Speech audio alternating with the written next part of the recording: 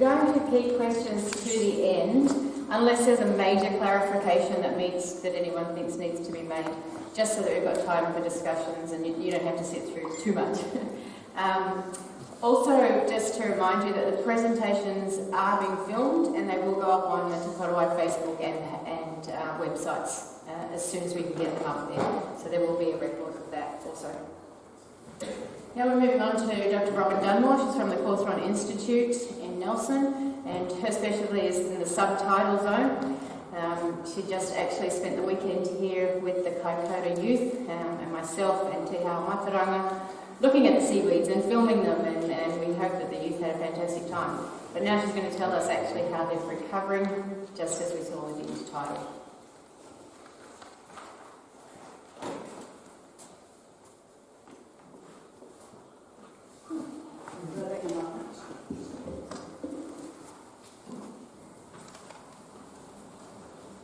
Tēnā koutou katoa. Thank you very much for having me. My name is Robyn Dunmore. I'm from the Cawthron Institute in Nelson.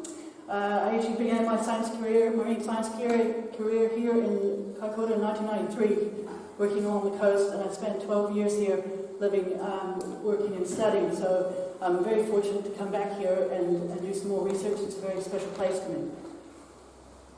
So I'm going to talk to you about the subtidal environment that we've been working in partnership with the Marine Ecology Research Group that have been doing the intertidal work that Tommaso just talked about. So initially, back in 2017, we surveyed the shallow subtidal from Owaro up to Cape Campbell. We had 10 different locations. We resurveyed these in 9 to 12, resurveyed these the second time in 17 to 20 months post the earthquake from Ward Beach, Wharenui, Waipapa, Kiwi and Ruakauta. And then 4 locations we did up to 30 months after the earthquake, 2.5 years, and 4 locations, a couple on the peninsula and Waipapa and Okiwi Bay. So at each of our locations we would have 2 sites, and within each site we'd have 3 transects. And these were usually located off of these intertidal sites. And we'd run 50-metre transects perpendicular to the shoreline from the low tidal to less than 10 metres depth.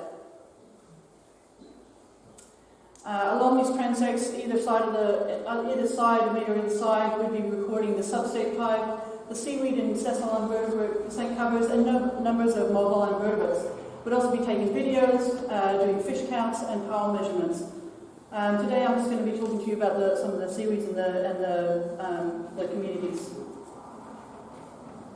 So our general observations were that the degree of uplift was reflected in the amount of habitat disturbance. So we felt most of the habitat disturbance in Waipapa, which had that high uplift, up to 6 metres of uplift. So we had massive bare areas there where the rock was pushed up through these gravel areas. We had 9 medium disturbance at medium levels of uplift, so those sites were Ward, Wharenui, Okiwi, Ruakauta and Omahi.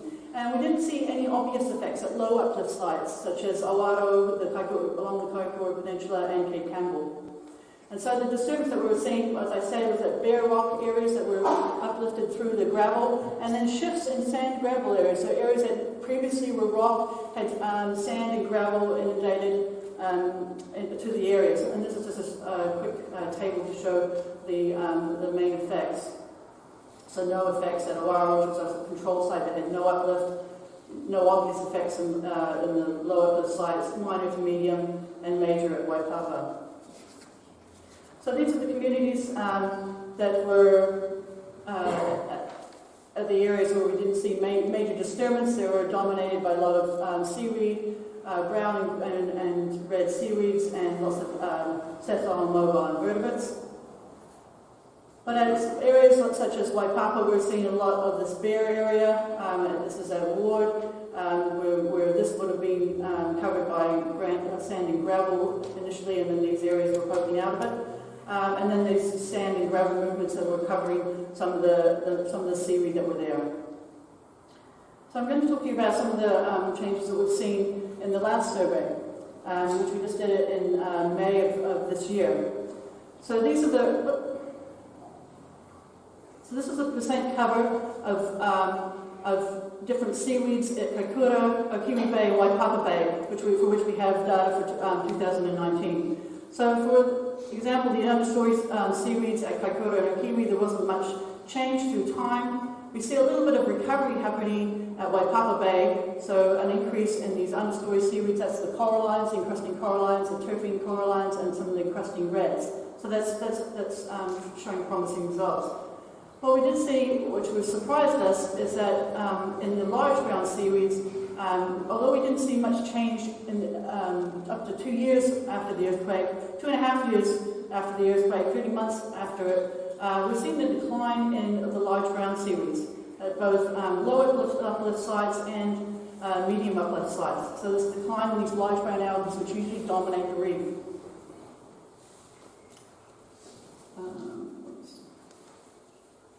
So this is what it looks like at some of these sites. At Okiwi in 2017, one of our sites dominated by large brown algae, and you get to see a little bit of the corallines poking out underneath. Where it changed, this is the same site at Okiwi in May 2019, and it's now dominated by these red algae, and some browns interspersed within that, but mostly dominated by reds. This is at Waipapa. We're seeing some increase in the coralline algae with the recovery of that, and some little browns and reds poking through. So some small recovery happening there, but it's being very slow. For those of you not used to seeing these diagrams, each of these points, this is a PCO plot, so each of these symbols here represents the communities at three of these transects at each of the sites at one place in time. So one point in time. So for instance, this is the Waipapa South, 3 transects, and this is the community made up of seaweeds and invertebrates, and it puts it into 2D space. So this is Waipapa Bay South in 2017, and in 2018 and 2019. So plot symbols that are very close to each other are very similar to each other, and ones that are far apart from each other are very different. This is the seaweeds and the invertebrates that are correlated with each of the communities. So for example, the ones over here are characterized by encrusting red algae, whereas these ones over here are characterized by the seaweeds listed up here, which happen to be mostly the large brown algae. So what we see here is that Waipapa has gone through quite a bit of change from 2017 to 2018, and then not much more change through there, and that is through an increase in encrusting corallines and red algae and foliose reds, and a decrease in the large brown algae coprophyllum. For Okiwi Bay, the Okiwi Bay south side and the north side is moving in this direction on the plot, and this is driven by a decrease in the large brown algae and an increase in red algae. I'm just going to show you a couple of videos just to demonstrate some of this. This is one of the Okiwi North sites in 2017 on the top and in 2019 on the bottom.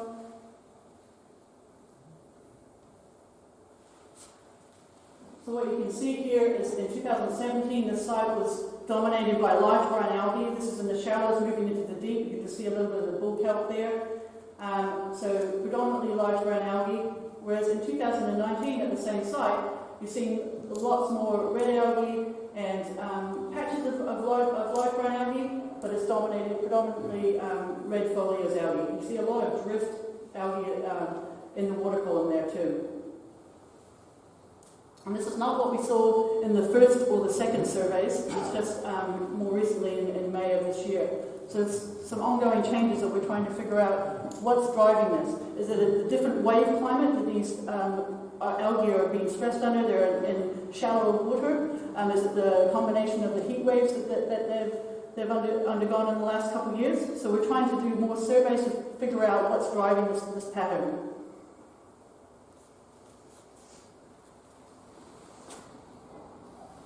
And just two more videos here. This, again, at Okiwi Bay in 2017 and 2019. And this is one of our transects that has got a lot of cobble habitat that initially had a lot of seaweed still growing on it. In 2017, some large browns poking out and red algae, but still quite a bit of sand covering some of them. And in 2019, it's virtually barren. The wave climate there just tumbles all the cobble around and just creates barren areas. So there's a lot of things that these areas are being contending with in the last few years, and this changing environment is one of the wave climate is one of them.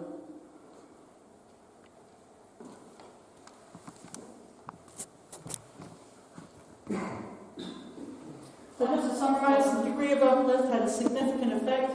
There are clear disturbances to sites with high uplift at Waipapa Bay, and more minor effects at some of the sites with medium uplift, such as Ward, Whanganui and Okiwi Bay, where we're still seeing some of these bare areas. Waipapa Bay still has large areas of bare rock, but we're seeing some slow recovery with the encrusting coralline starting to come in and encrusting reds, and that stabilizes that rock surface. These surfaces of the rock are really soft in the mudstone, and they tend to slough off and erode away. So once those corallines get in, they tend to stabilize the rock, and other things can recruit onto it. And we've seen a decline in large brown algae at some of our sites, and we're not sure if this is due to changes in wave dynamics with the different uplift, or a combination with that and the marine heat waves that distress the algae. And we've also seen shifts in the sand, gravel, and cobble at Okiwi and Waipapa Bays. So you can see here, these are some holdfasts of a large brown algae that is being eroded over, scoured back by some of these cobble. Some of them are still hanging on and still growing out of the cobble, and then some are being inundated with gravel areas. So in terms of recovery, these sites have to, the seaweeds at these sites have to contend with a lot of gravel and sand movement. There's a lack of adequate supply in some of them. And some of the sites, we know that these seaweeds often have very short dispersal distances. Some of them have male and female plants, so they need to be quite close to each other. So that's a hindrance to their recovery if there's not a lot of adult supply for recruitment. They have a different wave climate now and potentially increased temperatures in some years. And the turbidity levels with increased erosion of the rocks and runoff of some of the rivers. You can see here, this is one of our permanent plots, and some of the rock is eroded away. There's about a centimetre of erosion. And there's also a lot of fish grazing pressure on some of these seaweeds. Some of them, they're not in a massive amount of other stands. They're just out by themselves, and the fish tend to target them. So these are some of the algae that have been just eaten back by some of the fish. This is Copperfield and carpon, which is usually in the shallow area. It's usually a long seaweed, and it's being eaten back to like a very short turf, which is quite unusual to see. So with all that, they're in a different environment now that's constantly changing. And so that's going to be important for knowledge about this changing environment. It's going to be important for understanding how they recover and making management decisions around this community. I'd just like to acknowledge all the people that have helped us. So people in the community, our divers, that have been wonderful for helping us getting in the water and doing this work. Thank you very much.